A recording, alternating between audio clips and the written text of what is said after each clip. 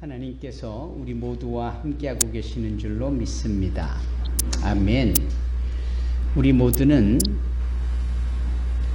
세상의 빛이고 소금이다. 그렇게 주님께서는 우리의 정체성을 말씀하셨습니다. 빛이요 소금이다 라는 이 말씀을 우리는 참 여러 번 들었습니다. 저는 그 빛과 소금 되어짐을 여러분들이 다 이해하고 계시다라고 확신합니다. 여기에 첨언을 하자면 그 빛과 소금의 역할, 그 기능대로 살아가는 장소, 공간, 상황 이런 것들에 오히려 방점을 찍어 말씀드리고 싶은 겁니다. 그것은 바로 세상입니다. 그래서 세상에서의 빛, 세상에서의 소금 참 중요합니다. 왜냐하면 세상은 죄악으로 관영하고 세상은 자기네들이 정해놓은 기준과 상식과 또 철학과 또 역사를 통하여 그때그때마다 자기들 편한 대로 자기들의 욕심을 이루고 그 욕심을 이루는데 수단과 방법을 가리지 않기 때문입니다. 죄악을 저지르고 그 죄악의 영역에서 그걸 즐기듯 거룩하신 하나님 앞에 저항하고 또 불손하는 모든 모습들은 세상의 모습이요. 우리가 세상을 이해하여 설명하는데 딱 적절한 표현일 수 있습니다. 그런 곳에서 우리가 빛으로 산다. 그런 곳에서 우리가 소금의 역할을 한다. 이게 정말 중요한 겁니다. 사랑하는 산소망교회 성도 여러분, 그러면 지금 우리가 세상의 빛과 소금으로서의 역할을 감당하며 살기를 원할 때 세상에 대하여 우리가 흥미를 갖고 또 세상에 추구하는 바를 우리가 충족하기 위하여 뭔가를 시도하고 추구한다라는 개념이 아니라 세상의 빛이요 세상의 소금으로 사려면 세상이 지금 어떤 상황인지를 알아야 한다라는 것에 저는 말씀을 드리고 싶은 겁니다. 그 세상은 여러 가지 소식이나 뉴스를 통하여 우리에게 말씀하고 있지만 보여주고 있지만 한마디로 말하면 이 세상은 주님 오실 날이 심히 가까운 때에 있다라는 것이죠. 전쟁과 또 지진과 그리고 사람들의 인륜이 무너지고 또 자기의 욕심과 돈을 사랑하는 자본주의와 같은 이런 형태들이 주님께서 당신이 다시 오실 때 세상 가운데 벌어질 수 있는 그 마태복음 24장과 25장에 그리고 다니엘 12장의 말씀을 적나라하게 그대로 보여주고 있기 때문입니다. 그런데 그 상황 속에서 우리가 결코 놓치지 말아야 될 한 현상, 사회적 현상은 무엇이냐면 사람들이 움직이고 있다라는 겁니다. 움직여도 빨리 움직여요.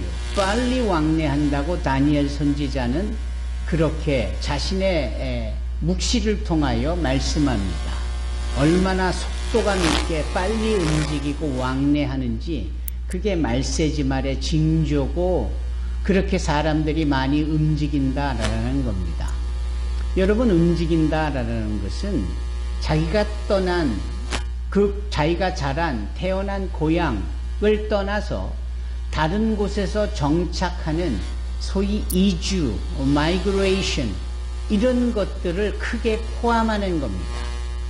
동작이 민첩하고 빨리 움직이고 빨리빨리를 외치는 그런 것은 지극히 소극적인 설명이지요. 적극적인 설명은 그렇게 많은 사람들이 자신의 고향 땅을 떠나 자기가 자라던 터를 떠나 제3의 장소로 제3의 다른 나라로 이전한다라는 것이지요.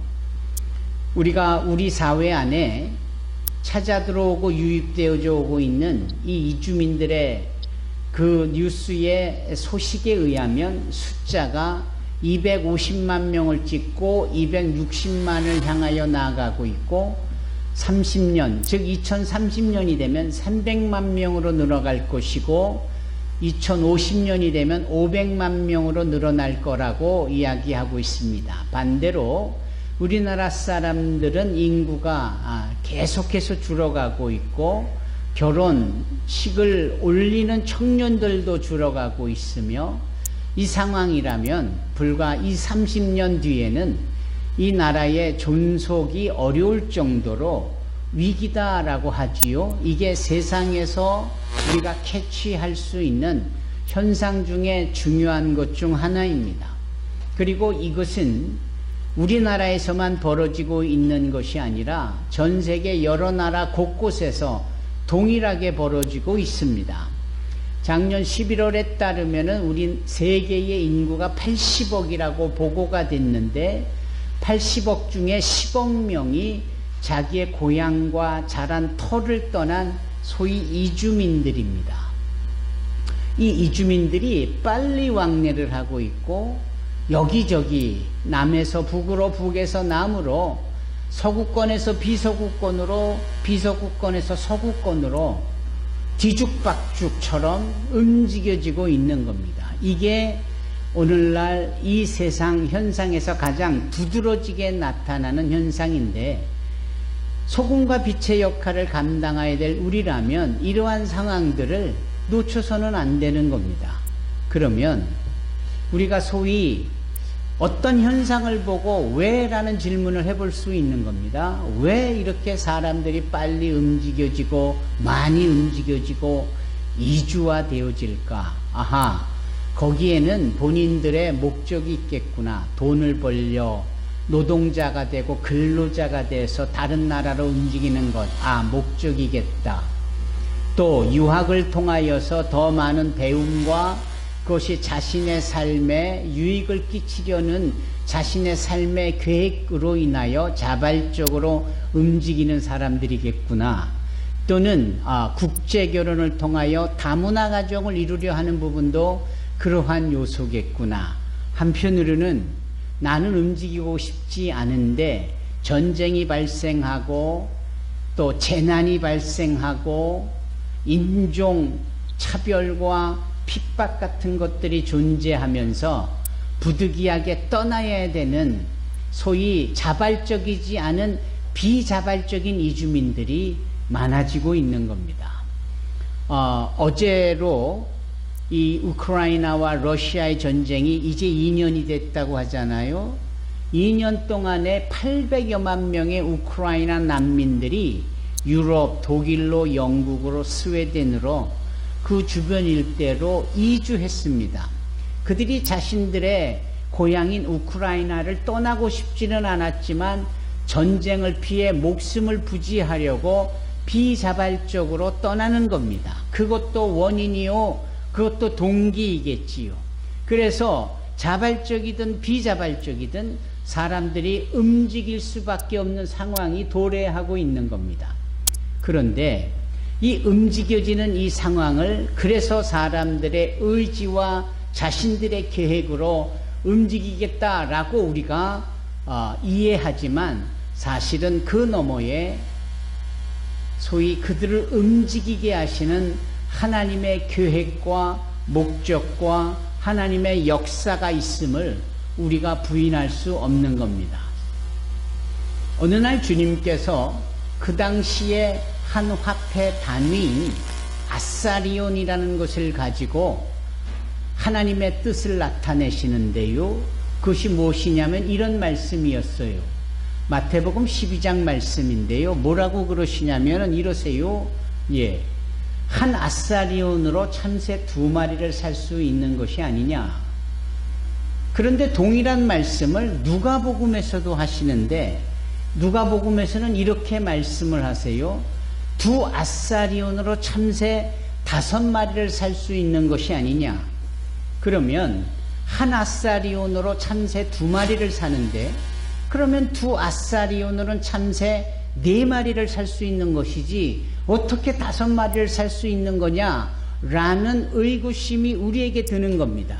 그런데 그 말씀 직후에 주님은 뭐라고 말씀하시느냐 하면 이렇게 참새 한 마리도 하나님의 허락 없이 마음대로 움직이거나 마음대로 정지할 수 없다. 그렇게 말씀하는 거예요.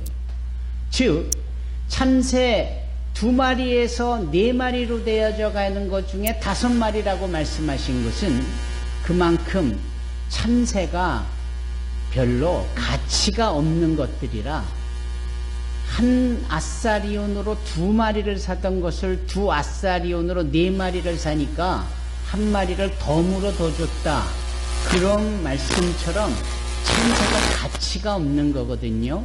그런 가치가 없는 참새 한 마리도 하나님이 보시고 개입하시고 허락하시고 역사하셔서 그 참새가 계속 날아갈 수 있게도 해주실 뿐만 아니라 참새를 땅에 떨어지게까지도 해주시겠다. 그게 하나님의 뜻이요 하나님의 역사예요. 따라서 그 참새 이야기는 참새 이야기로 끝나지 않고 하나님의 형상을 따라 지음을 받은 우리가 하나님의 소중한 자녀들인 우리가 어찌 하나님의 허락 없이 우리가 이주를 하거나 우리가 뭔가를 결정하거나 우리가 뭔가를 행하거나 그럴 수 있겠느냐? 아니다라는 거예요. 뭔가 끊임없이 우리 주변에 일이 생긴다. 그것은 이처럼 참새 한 마리조차에게까지도 역사하시는 그 섬세한 하나님의 역사가 우리 모든 하나님의 사람들에게 특별히 섭리와 경륜을 허락해 주고 계시더라. 그렇다면은 사람들이 움직이는 것에 대하여 자발적이든 비자발적이든 그 속에는 하나님의 분명한 뜻이 있는 겁니다. 그 하나님의 거룩하신 계획이 있는 거예요. 한국 사회에 찾아온 250여만 명의 소위 이주민들에게 하나님의 뜻이 계신 거고요. 더 나아가 그들을 맞이하고 수용하고 이웃으로 살아가야 되는 한국 사람들에게는, 한국 성도들에게는, 한국 교회들에게는 특별한 하나님의 선교적 사역이 허락되어진 겁니다. 이렇게 우리가 알아야 되는 거죠. 이게 비로소 세상에서의 빛과 소금의 역할을 감당할 수 있는 그러한 위치요 자세가 아니겠습니까? 이제 이런 점에서 볼 때 우리의 품으로 찾아온 분들은 도대체 누구며 어디에서 왔느냐? 그 모든 나라를 국적을 다 이야기할 수는 없지만 소위 교회가 기독교계가 영혼구령이라는 이름으로 세계 선교를 지향해 나갈 때, 세계 선교를 행하고자 할 때 그들이 집중하고 있는 공통적 전략 지역이 있는데요.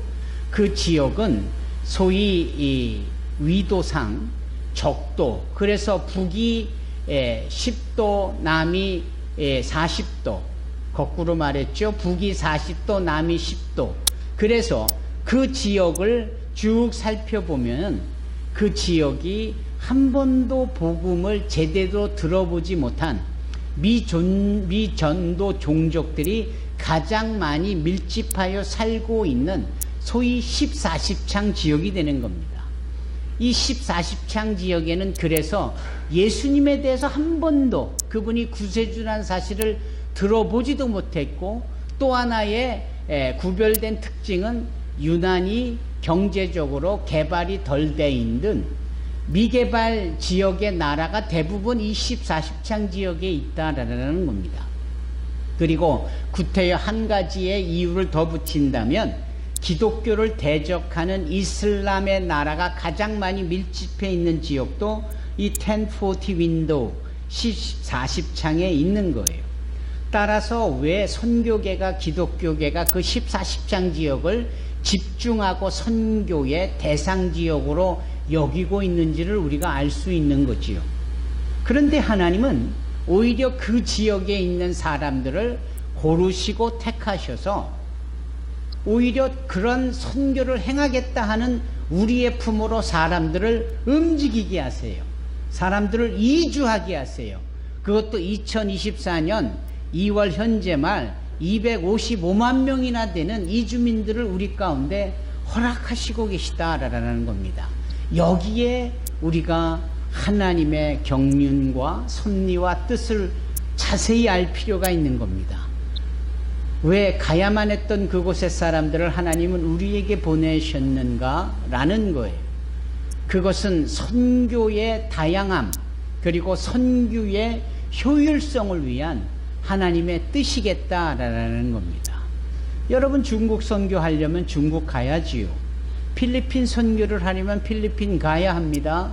카메룬 선교하려면 저 서아프리카 카메룬을 가야 되는 거야 당연하죠. 그런데 하나님의 오늘날 우리가 볼 수 있는 그분의 다양한 계획 속에 한 가지 분명한 것은, 이제 카메룬 선교를 위하여 카메룬으로 가지 않아도 하나님은 카메룬 사람들을 우리에게 보내주셔서 우리 교회 안에서, 우리 지역 안에서 카메룬 선교를 얼마든지 할 수 있다, 이런 얘기입니다. 필리핀에 가지 않아도 우리 이 명항마을 일대에서 이 금정역 주변 일대에서 필리핀 사역을 얼마든지 할 수 있는 겁니다. 놀랍지 않습니까? 이런 점에 있어서야 하나님의 계획은 우리보다 훨씬 다르시고 높으신 거죠. 그래서 이사야 54장에 따르면은 하나님의 생각은 우리의 생각과는 다르되 하늘이 땅보다 높음 같이 우리의 생각보다 높으시더라, 이렇게 말씀합니다. 여러분, 세상에서의 빛과 소금의 역할을 감당한다는 것은 세상 속에 당신의 뜻을 펼치시며 일하시는 그 하나님을 보면서 소금이 되고 빛이 된다라는 것을 의미합니다.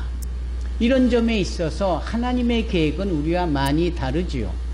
그렇구나, 사람을 이주시키시는 거구나. 여러분, 아브라함을 보십시다. 우리의 믿음의 조상 아브라함은 갈대아 우르에서 태어났고 거기서 자랐습니다. 그런데 하나님이 그를 가나안 땅으로 이주시키세요.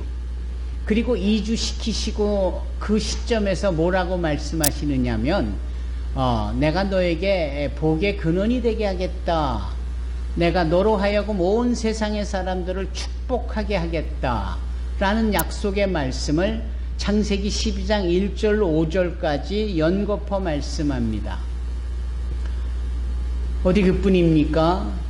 그의 증손자뻘이 되어지는 요셉과 같은 경우만 해도 그가 애굽으로 이주해 갈 때 원해서 간 것 아니고 형들에게 팔려서 비자발적으로 끌려가듯이 노예에게 팔려갔습니다.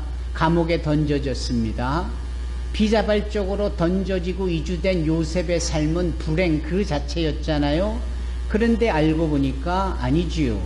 그는 그 애굽에서 총리가 되어지고 그 애굽에서 자신들의 가문에 자신의 아버지인 야곱, 그 야곱의 아버지, 본인에게는 할아버지가 되어지는 이삭, 그 이삭 그 위에 아버지인 그 아브라함, 그 가문의 사람들을 200여만 명이나 훌륭하고 하나님의 택한 백성으로 부흥시키는 일을 하게 될 줄이야. 그러더니 하나님은 모세를 통하여 또 이주시키잖아요. 그 이주가 무엇입니까? 출애굽의 역사입니다. 그 출애굽의 역사도 계속되어지는 즈음에 어느 한 여인의 가정을 모압이라는 땅으로 이주시키십니다. 그 이주시킨 그 집안을 소위 그냥 나옴이라는 여인으로만 기억할 수 있습니다. 모압으로 이전을 해간 그의 집안은 사람들에게 손가락질을 당할 수 있는 거예요. 왜 하필이면 많고 많은 지역에 모압으로 이주를 가느냐? 그 모압이라는 곳이 왜 나쁜 곳입니까? 예, 나쁜 곳입니다. 왜냐하면 이 모압 민족은 시작부터가 하나님 앞에 죄로 시작된 잘못된 민족이에요. 많고 많은 곳에 꼭 이주를 해야만 했는데 그곳으로 이주하게 되어진 것에 대한 이유는 결국은 하나님의 섭리와 계획 외에는 달리 설명할 길이 없는 겁니다.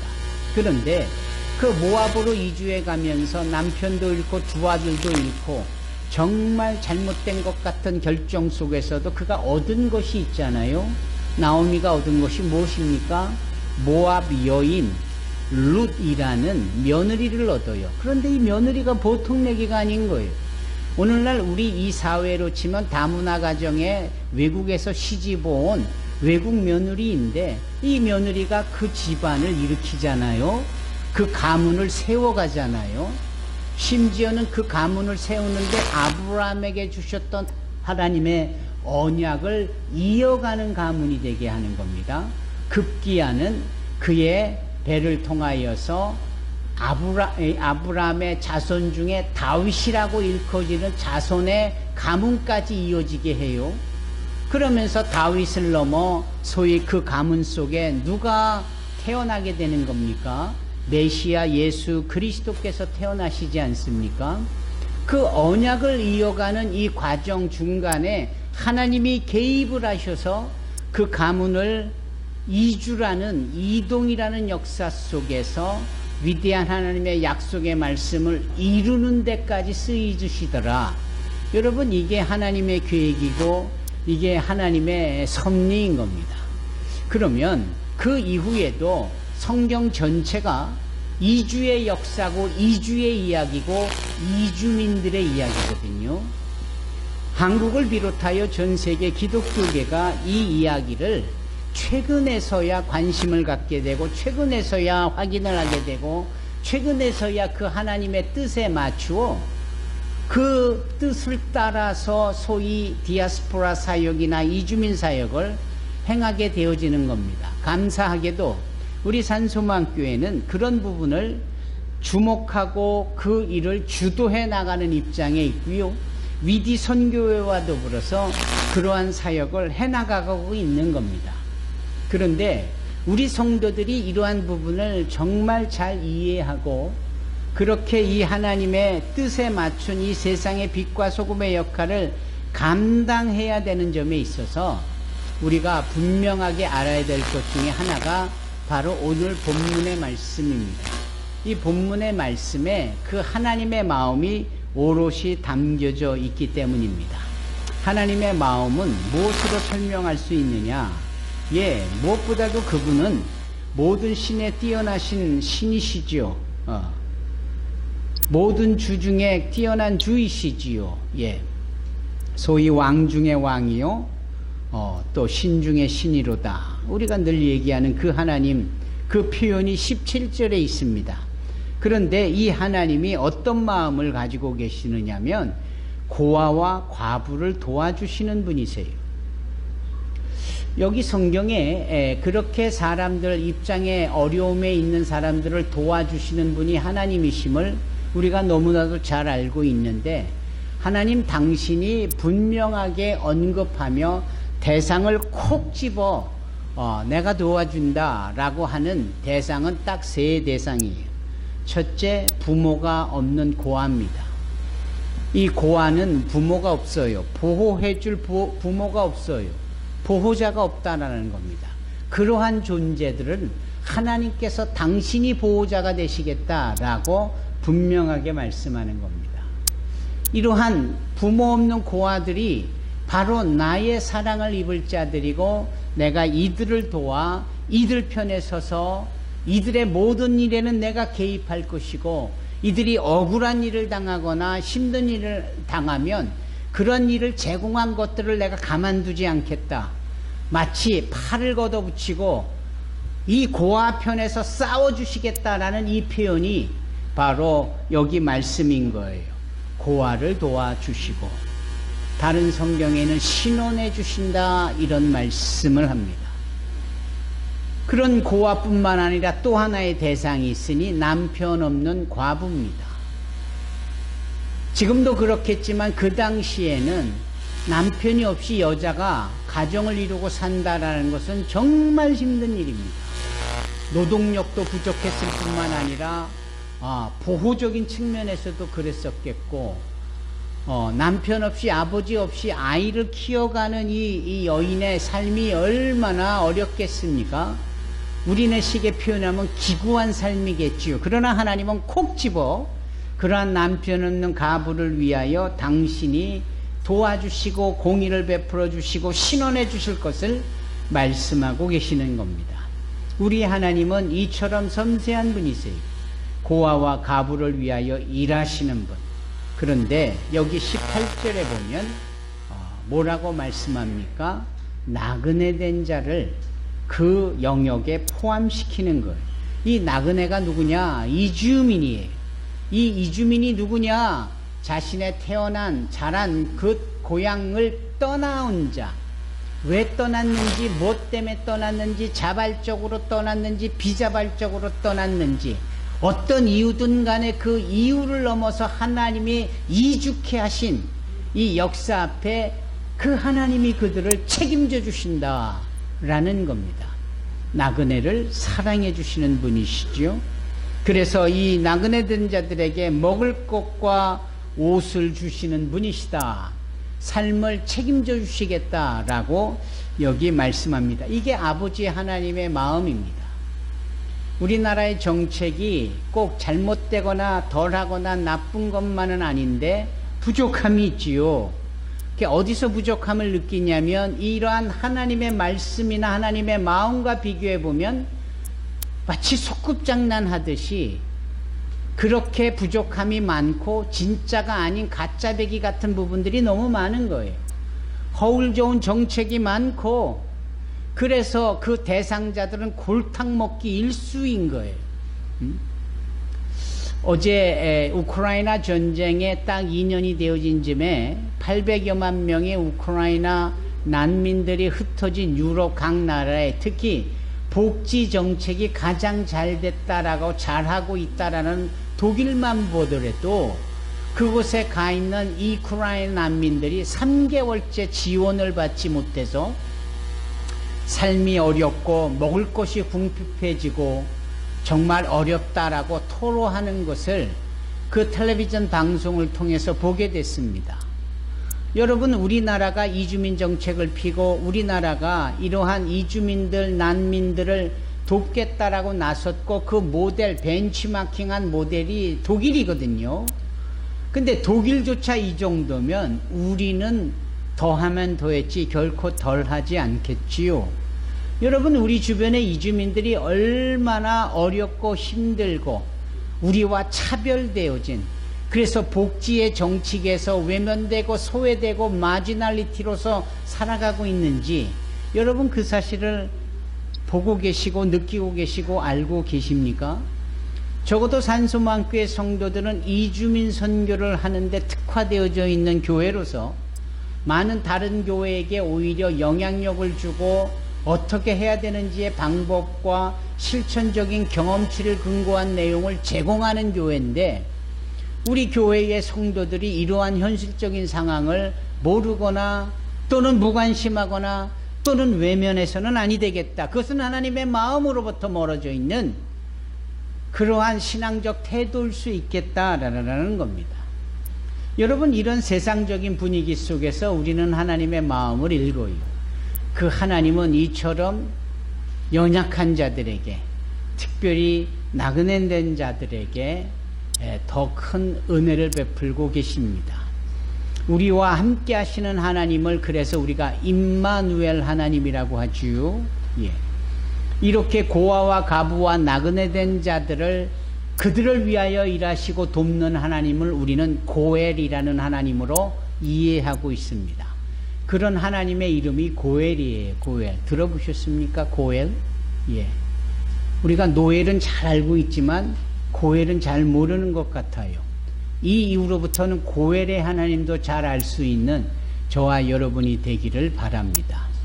사랑하는 성도 여러분, 오늘 제가 불쑥 이 신명기 말씀을 드린 이유는 제가 지난 금요일에 부산의 온누리교회에서 이처럼 금요 저녁 예배 때 그곳 성도들에게 소위 나그네를 사랑하라라는 이 본문의 말씀으로 설교를 하게 됐는데, 제가 설교를 하면서 남의 교회 성도들에게는 이렇게 자세하게 설교하는데 우리 교회 성도들에게도 이렇게 내가 설교하고 있는가 라는 생각이 들었습니다.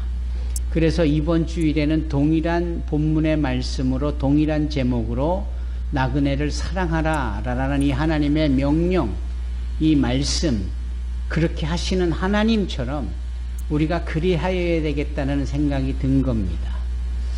그런 점에 있어서 저의 이 설교라는 것으로 여러분들에게 이 신명기 10장 17절로 19절의 말씀을 나누는 것은 우리 하나님이 누구신지에 대한 부분과 우리가 그 하나님의 은혜를 받은 자로서 그 하나님과 함께 일할 수 있어야 되겠다. 어떤 일이냐? 이렇게 고아와 과부에게 신원을 해주고 더 나아가 나그네를 사랑하는 이 일, 이 이주민 사역에 더욱더 적극적으로 참여하고 이 일을 헌신할 수 있어야 되겠다라는 겁니다. 아멘. 가끔은요 우리가 다소 오해를 하거나 착각을 하는 일들이 생기고는 합니다.